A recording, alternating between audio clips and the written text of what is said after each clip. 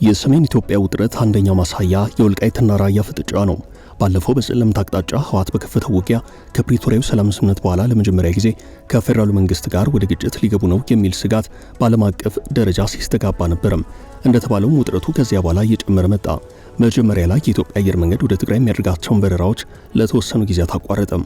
ቀጥሎ መከላከያ ሰራዊት ወደ ትግራይ አቅጣጫ ተንቀሳቀሰ የሚለው ዜና ተጨማሪ ስጋት ፈጠረም። በዚያው ልክ የኤርትራ ጦር ወደ ትግራይ መግባቱና ከህወሓት ጋር ተጣምሮ ጦርነት ለመክፈት ያለው ዝግጅት በድንበር ያለው ወታደራዊ እንቅስቃሴ ጠቋሚ ሆኖ ተዘገበም። ህወሓት እንደ ኤርትራ ካሉት ጋር በፈጠረው ጥምረት ጦርነቱን የማሸነፍ ስሌት እንዳለው ለህዝቡ እየነገረ ነው። በሌላ በኩል የህወሓት የኤርትራና ኢትዮጵያ ጦርነት እንዳይቀሰቀስ የማሸማገሉ እንቅስቃሴ ተጀምሯል። በዋነኝነት ሳዑዲ አረቢያ ኢትዮጵያና ኤርትራን በይፋ ያሸማገለች ትገኛለች። በዚህ ሁሉ መሃል በየትኛውም ሰዓት ሲነኳቸው መነጋገሪያ የሚሆኑት ወልቃይትና ራያ አዲስ የፖለቲካ ትኩሳት ፈጥረዋል።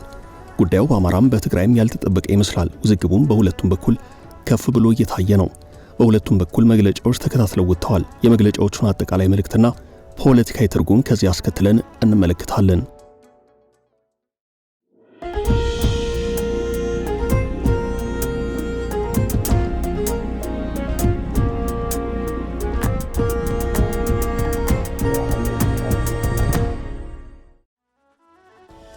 የምርጫ ዝግጅት እየተደረገ ነው። ተወዳዳሪ ፖለቲካ ፓርቲዎች ክርክር ጀምረዋል። ከመጀመሪያውም በስጋት ይነሳ የነበረው ሰባተኛው ሀገራዊ ምርጫ በየትኞቹ የኢትዮጵያ ክፍሎች እንደሚካሄድ መረጃ ተሰጥቷል።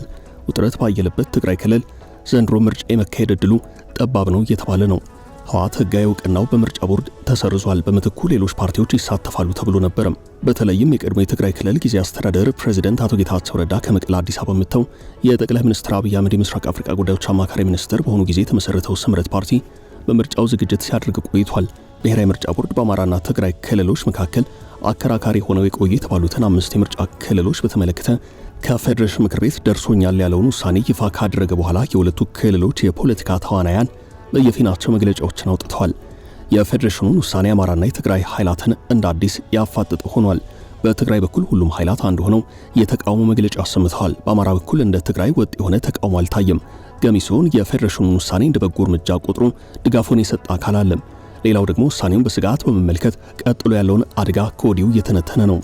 በዚህ ሁሉ መሃል የፌዴራሉ መንግስት አለ። ውጥረቱ ዕለት ዕለት እየጨመረ ነው። ጥያቄ ፌዴሬሽን ምክር ቤት ውሳኔ የወልቃይትና ራያን የዘመናት ጥያቄ መልሳሉ የሚል ነው። የጥያቄው ማጠንጠኛ ከጋራ ጉዳዮች ጋር ካልተያዘ አደጋው ከባድ መሆኑ አይቀርም ይላሉ አስተያየት ሰጪዎች።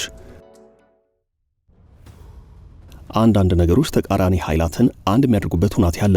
በሕገ መንግስቱ መሰረት ተዋቀሩ የተባሉት ክልሎች ድንበር ላይ አለመግባባት ገጥሟቸዋል። የአማራ ኃይላት ህወሓትንና ሕገ መንግስቱን አጥብቀው የሚቃወሙት በዚህ ትርጉም ነው። ህወሓት በፖለቲካ ፕሮግራሙ አማራን በድሏል የሚለው ክስ ለረጅም ጊዜ የኖረ አሁንም ያለ ነው። በተለይም የወልቃይትና የራያ ጉዳይ በሃይማኖት በታሪክና በባህል ተስማምቶ ተጋብቶ ተዋልዶ ይኖር በነበረው የአማራና የትግራይ ህዝብ መካከል ፈተና ይዞ የመጣ ነው። ምንም እንኳን ጠቅላይ ሚኒስትር አብይ ወደ ስልጣን ከመጡ በኋላ ወልቃይትና ራያ ነጻነታቸውን አውጀዋል ቢባልም ህወሓትና አጠቃላይ የትግራይ ኃይላት የፕሪቶሪያው ስምምነት ጠቅሰው ጥያቄ አለን ብለዋል። የትግራይ የቀደመው የግዛት ሁኔታ በነበረበት እንዲመለስ ይጠይቃሉ። የትግራይንም የአማራንም ጥያቄ ሲሰማ ቆይቶ መጨረሻ ላይ መፍትሄ ሐሳብ ይዞ ብቅ ያለው የፌዴራሉ መንግስት ወይንም በፌዴሬሽን ምክር ቤት በኩል የተላለፈው ውሳኔ እንደ አዲስ ወልቃይትና ራያን አነጋጋሪ አድርጓቸዋል። ይህን ተከትሎም በአማራም በትግራይ የተያዘው አቋም በመግለጫ እየተስተጋባ ነው። ከወደ ትግራይ ምን ተባለም? በትግራይ ሁሉም ኃይላት በወልቃይትና ራያ ጉዳይ አንድ መሆናቸውን የሚያሳይ መግለጫ አውጥተዋል። የትግራይ ክልል ጊዜያዊ አስተዳደር ህወሓት፣ ዴሞክራሲያዊ ስምረት ትግራይ ፓርቲና ሌሎችም ፓርቲዎች በመግለጫቸው ውሳኔውን ተቃውመዋል። ከትግራይ ኃይላት በወጡ ወታደራዊ አዛዦች የሚመራው የትግራይ ሰላም ኃይል ሳይቀር የተቃውሞውን ጎራ ተቀላቅሏል። ምርጫ ቦርድ በአማራና ትግራይ መካከል አከራካሪ ሆነው የቆዩ 5 የምርጫ ክልሎች ከትግራይ ውጭ ሆነው ድምፅ እንዲሰጥባቸው በፌዴሬሽን ምክር ቤት ውሳኔ መተላለፉን ካሳወቀ በኋላ ውሳኔውን በመቃወም የመጀመሪያው መግለጫ ያወጣው የትግራይ ጊዜያዊ አስተዳደር ነው። ሌተናል ጄኔራል ታደሰ ወረደ የሚመሩት ጊዜያዊ አስተዳደሩ ውሳኔውን ሕገ መንግስቱንና የፕሪቶሪያውን ስምምነት በግልጽ የሚቃረን ነው ብሎታል። ይህ ውሳኔ በዓለም አቀፍ ደረጃ እውቅና ያላቸውን የትግራይ ሕገ መንግስታዊ ወሰኖች በቀጥታ አደጋ ላይ ይጥላል ሲል ተቃውሞውን አሰምቷል። ውሳኔ የተላለፈው የትግራይ ህዝብ ውክልናና ድምፅ በሌለበት የፌዴሬሽን ምክር ቤት እንደሆነ የጠቀሰው አስተዳደሩ እርምጃውን ኮንኗል። ይህ እርምጃ ሊያስከትል የሚችለው ከባድና ሰፊ መዘዝ ከግምት ውስጥ በማስገባት በአስቸኳይ እንደገና እንዲጤንና እንዲታረም እንጠይቃለን ብለዋል። ህወሓት ባወጣው መግለጫ ደግሞ የፕሪቶሪያውን ስምምነት በግልጽ የሚጥስና በትግራይ ህዝብ ህልውና ላይ አደጋ የሚደቅን ውሳኔ ነው ብሎታል። በጠቅላይ ሚኒስትር አብይ አህመድ የምስራቅ አፍሪካ ጉዳዮች አማካሪ ሚኒስትር ጌታቸው ረዳ የሚመራው ተቃዋሚው ስምረት ፓርቲም በተመሳሳይ ውሳኔውን ተቃውሟል።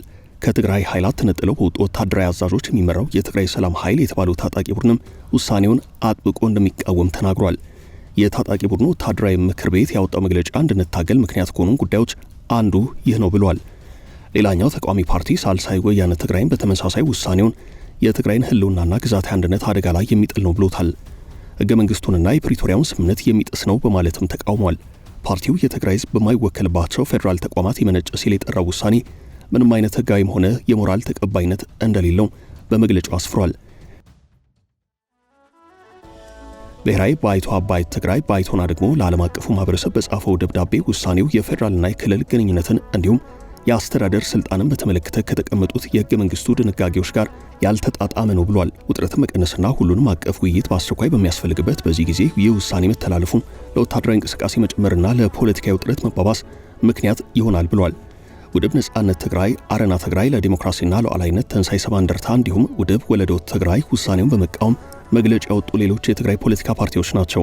በዚህ ሰዓት በተለያየ ጎራ የተሰለፉ የትግራይ የፖለቲካ አካላት በአንድነት በተቃውሞ ጎራ ድምጻቸውን አሰምተዋል። ከወደ አማራ ክልል ስለ ውሳኔው የተንጸባረቀው አቋም በአማራ ክልል ያለው ሁናቴ ከሁሉም ይለያል። መንግስት ከፋኖ ኃይላት ጋር እየተዋጋ ነው። ህወሓት ቀድሞም ቢሆን በአማራ በኩል ዛሬ ለሚታየው የትኛውም አይነት ፈተና ምክንያት ሆኖ ይጠቀሳል። ወልቃይትና ራያም በህወሓት ኃይል ተወስደው የቆዩ ናቸው የሚል ትርክት አለ። ጠቅላይ ሚኒስትር አብይ አህመድ ወደ ስልጣን ከመጡ በኋላ በተለይም የሰሜኑን ጦርነት ተከትሎ የማንነት ጥያቄ ያለባቸው ወልቃይትና ራያ በአማራ ክልል ስር ሆነዋል። ይህ በትግራይ በኩል ቁጣ አስነስቷል።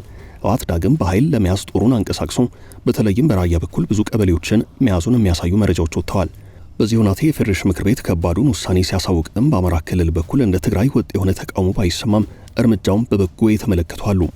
የአማራ ብሔራዊ ንቅናቄ አብንና የአማራ ዲሞክራሲያዊ ኃይል ንቅናቄ አዴሃን በመግለጫቸው ያሳዩት አቋም ይህን የሚያሳይ ነው።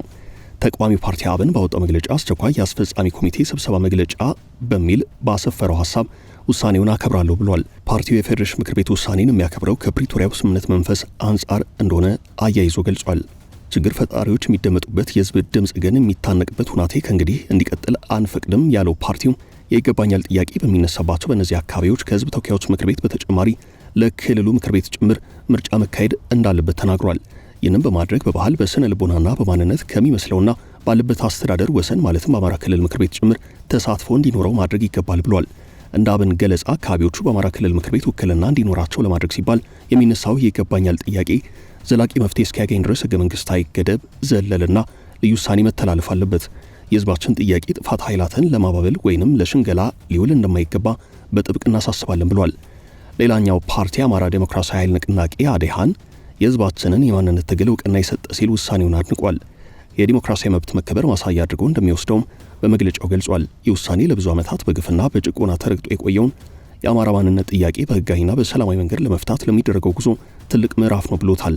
በእነዚህ አካባቢዎች የሚገኙ ማህበረሰቦች በመጪው ምርጫ ራሳቸውን ችለው እንዲወዳደሩ መወሰኑ በትግላችን የመሰረትነውን የአስተዳደር መዋቅር ወደ ተሟላ ህጋዊና ህዝባዊ መሰረት ይለውጠዋል ብሏል። በአማራ ክልል ስር የተመሰረተው የወልቃይት ጠገዴ ሰቲት ሁመራ ዞን ምክትል ዋና አስተዳዳሪ በሆኑት ኮሎኔል ደመቀ ዘውዱ ሰብሳቢነት የሚመራው የማንነት አስመላሽ ኮሚቴም በተመሳሳይ ለውሳኔው ድጋፉን ገልጿል። ኮሚቴው ለምርጫ ቦርድና ለፌዴሬሽን ምክር ቤት በጻፈው ደብዳቤ ውሳኔውን ለዓመታት የፖለቲካ መብታቸው ተገፎ ለኖሩ ዜጎች የዲሞክራሲ ጭላንጭል የፈነጠቀ ታሪካዊ እርምጃ ነው ብሎታል። ኮሚቴው የሚያቀነቅነውን የማንነት ጥያቄ ለመፍታት እንደ አንድ እርምጃ ቆጥሯል ብሏል። አያይዞ ምርጫ ቦርድ ከፌዴሬሽን ምክር ቤት የተላለፈለትን ተግባራዊ እንዲያደርግ እንዲሁም ከዚህ ቀደም ህወሓት በወሰነው ህገወጥ አከላለል ተጽዕኖ ስር እንዳይወድቅ አሳስባለሁ ብሏል።